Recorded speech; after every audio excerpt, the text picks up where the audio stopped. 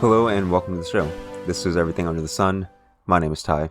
Hope all of you have been doing fantastic. Hope your time with each other has been amazing. If you've spent that with family over the holidays or kind of just spent time with reflection with yourself and nature, whatever you did, I hope it's been something that's brought you joy and happiness, because that's all I ever want for you.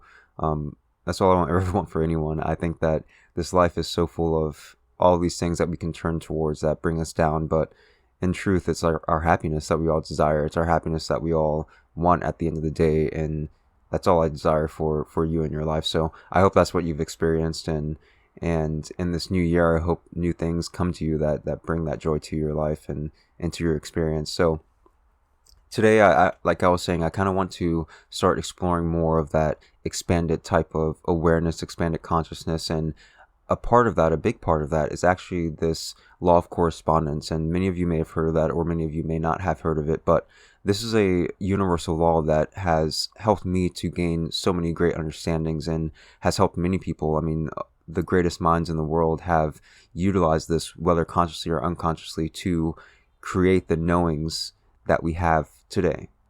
Now, with this law of correspondence, it's important to recognize the different levels in which this law is really acting upon, and it's really all levels of existence. So the physical reality that you can see with your physical eyes, and the mental space in which your mind is working, and the spiritual realm in which our spirit is, which is the oneness of all creation, all of our being, essentially. So there are these different levels of creation, all of them are meshed into one, and this is why law of correspondence allows us to utilize these different levels of understanding to create meaning in another level of understanding. So as above, so below. So as you think, it becomes in this physical world because of this law of correspondence. And in the physical world, there are examples that we can use that can help us to gain a better understanding of something on another level of existence. So let's say there's a mental concept that someone wishes to impress upon or get someone to understand. Maybe they utilize a metaphor. Metaphors are a huge way of helping people to understand various concepts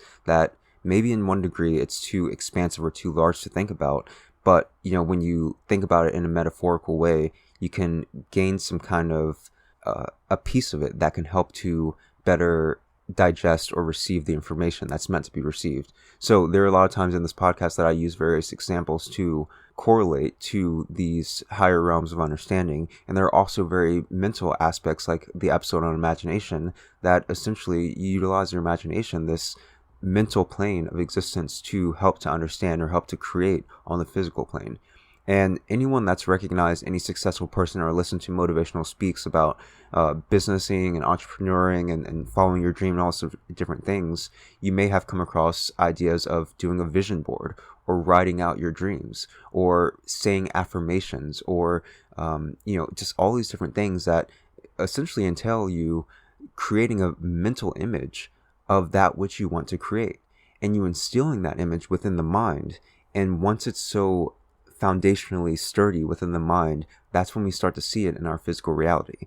Okay, this is the basis of all of creation, and people are just now starting to get into it, but it's in the guise of being a successful business person or being a successful entrepreneur. But at the end of the day, it's just the utilization of this law of correspondence that allows people to achieve the great success that they have. And it's in utilizing this law of correspondence that can help us to recognize the oneness of all of creation, the oneness of our being, the way that we can bring peace to our lives in this now moment by utilizing this law and creating understandings based on the truth that is within. Now, there are so many things that are within this life that can seem very confusing and seem very daunting, but utilizing this law of correspondence is something that it really can make it more palatable. It can make it more understandable and make it a lot easier as we kind of go through this journey of trying to gain understanding. In the last episode, I spoke about how science and scientists, essentially all of the science that we have now, it originated from people asking questions. There's a mental question that was asked of, what is this? How is this as it is? What can I do with this? And with these questions came research, or came activity in the physical world that helped to corroborate or helped to gain more understanding in that which was originated from the question. But it must be understood that the question itself, this mental creation, this creation of the mind, is something that influence and impact the physical reality. And it's in that understanding that we can help ourselves to move more smoothly in this world and gain incredible understandings, which is really beyond what even science can utilize at this moment. I mean, there are individuals in past civilizations, we recognize this through architectural structures and maybe old scripts and texts that we found, that there are ancient civilizations that have had knowledge of scientific discoveries that we are just now discovering. And that is something that's remarkable. It blows the mind of the scientific community in so many ways, because they recognize that they didn't have microscopes and ways of looking at cellular particles. So how do they know that cells and anatomic particles were at the core of all creation? I mean, like, that is something incredibly powerful. But in utilizing the law of correspondence, we can see how easily anyone, it doesn't matter what kind of technology you have, but anyone is able to recognize the truths of all reality by utilizing this law.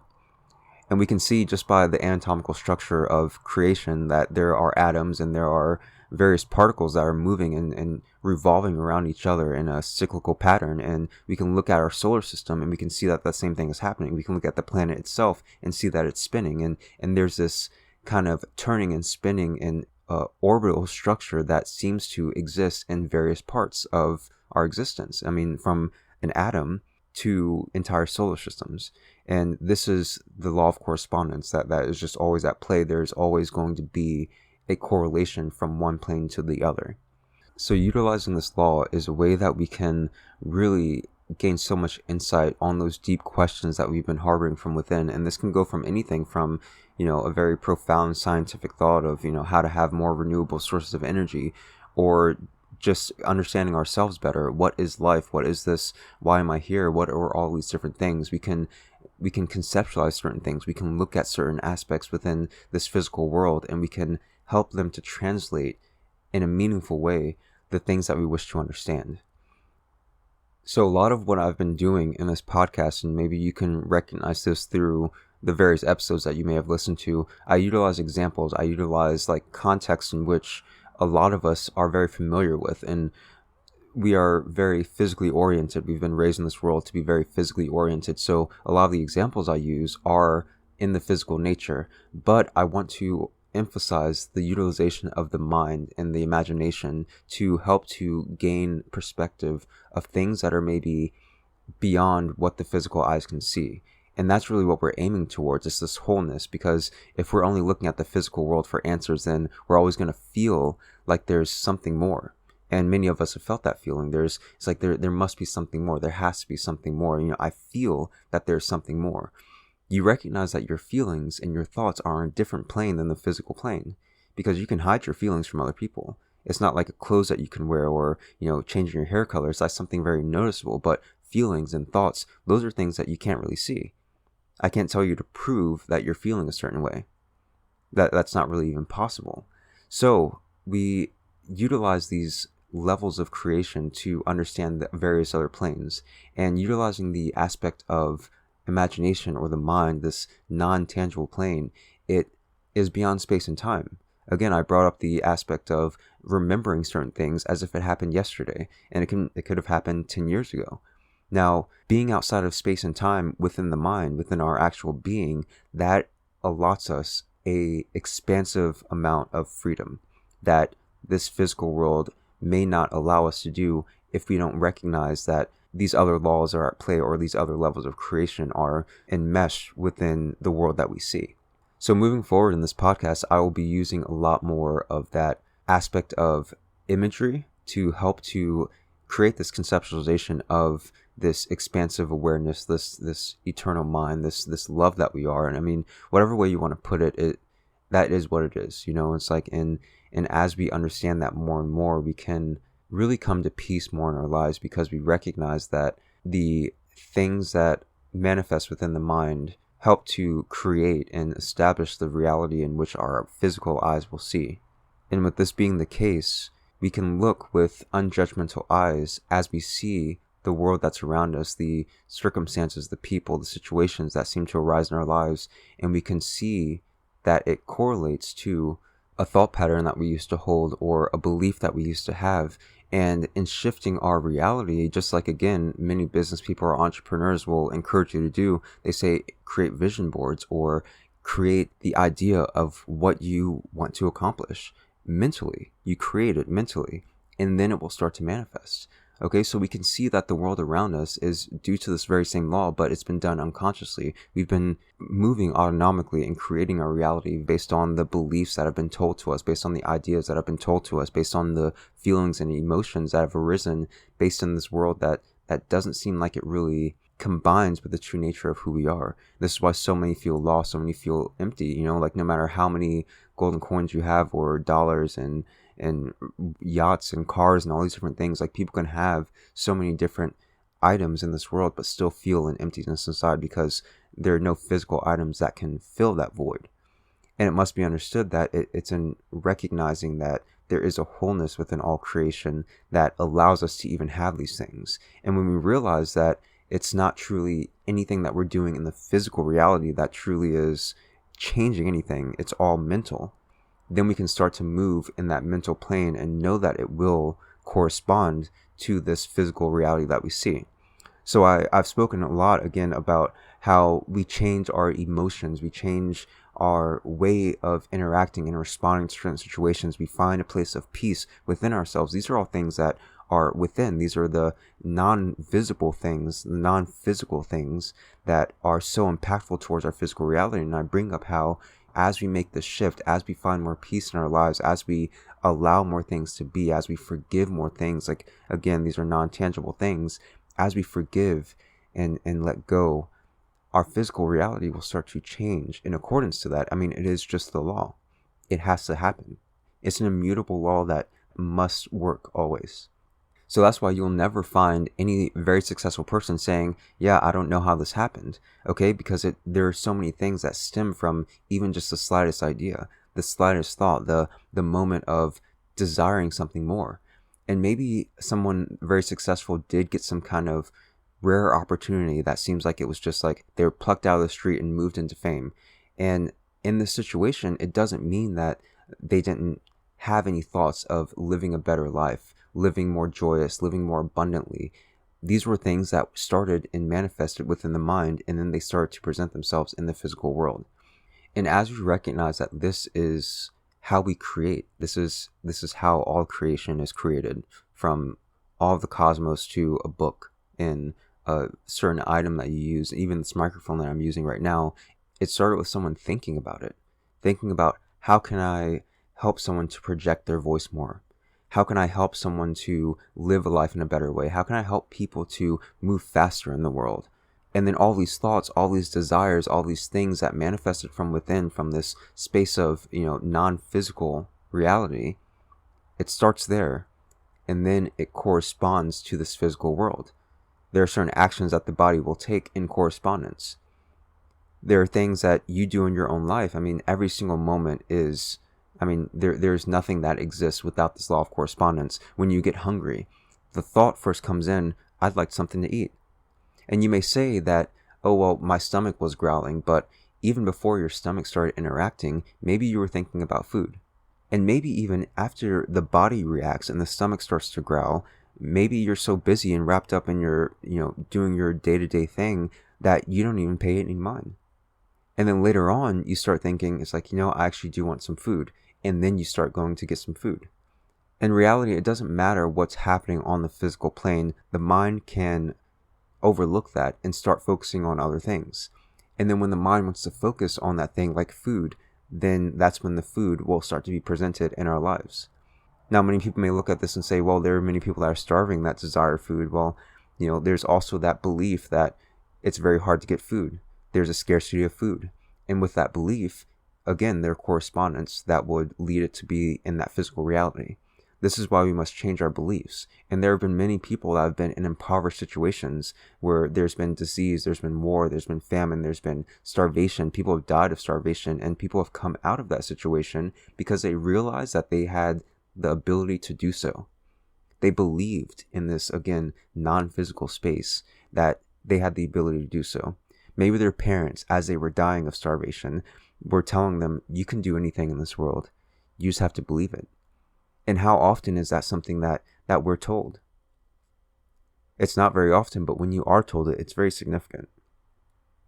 And as we hold true to that, as we hold true to the realization that it doesn't matter what the physical eye see, as long as the mind is still focused on that goal, on that vision, on that outcome, then that is what will transpire. And in this dimension of time and space, which again is also just a conception, in this dimension of time and space, it seems as though it takes time to manifest the creations that we wish to manifest. But in truth, everything is now. Okay, so when you hold that belief so steady, so firm within the mind, that is the present experience, and you can even feel it in the body. In the episode about imagination, I bring up how it's so incredible to imagine something, imagine doing something, imagine having something, imagine experiencing something, and you feel it in the body as if you're actually experiencing it. Okay, as above, so below, that is an instant manifestation. Okay, and as we recognize that instant manifestation is something that is very possible, then we start to shatter that belief that's been held that it takes time to manifest these things. It takes time to live the life that I want to. It takes time to live happiness. You don't need to take time to live happiness, even if the physical reality does not shift in the time that you feel it needs to. It doesn't change the fact that you can experience joy.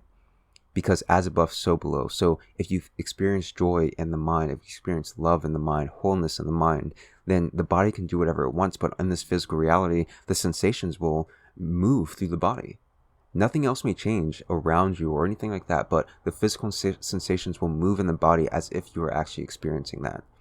And as we hold on to that more and more, we can realize that we can create instantly, and we have been creating instantly so many manifestations. And the manifestations that seem to take longer to come into existence or reality are just the things that have beliefs that are hindering it from corresponding to this plane. Because again, the law of correspondence works in a very, very precise way. If you believe that you will be successful and have incredible things in your life and all of the love and all of the everything, just like living a joyful, loving life. That's something that you imagine, you feel it. But then there's another thought that comes in that says, maybe my head is in the clouds. Maybe this is saying too much. Maybe I should tone it down a little bit. The law of correspondence is working with that as well. And it kind of negates that other thought that we've had. This is why when we contradict ourselves, it does seem to take longer to manifest these things. So when we recognize this law of correspondence is in use, then we can hold more firm to that mental image because we realize that that is what's building the foundation of the new beliefs that we wish to hold and bring into this new experience, this new walk of life that we're moving towards. And every time that we develop ourselves more, every time we have an epiphany or an understanding or a realization that we want to choose something differently, we are taking a different walk in life.